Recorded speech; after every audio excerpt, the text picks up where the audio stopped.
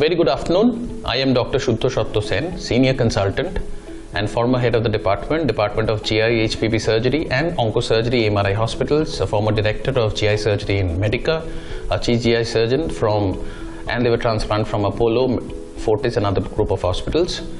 So the discussion today is on what is the incidence or prevalence of GERD and atypical symptoms that we get in our practices. And I would say almost 10% of my practice in a day would see these sort of patients, and which are increasing day by day, probably because of the behavioral lifestyle modifications, changes in the present scenario, more amount of stress, bad eating, infrequent meals, lack of exercise, sedentary lifestyles. And the medicines that we mostly use are based on the diagnosis. Obviously, you need to confirm with upper GI endoscopy, you need to do pH metry, you need to do impedance study, you need to do manometry and battery of other tests. And the medicines that we prefer to use has a combination of esomeprazole along with domperidone.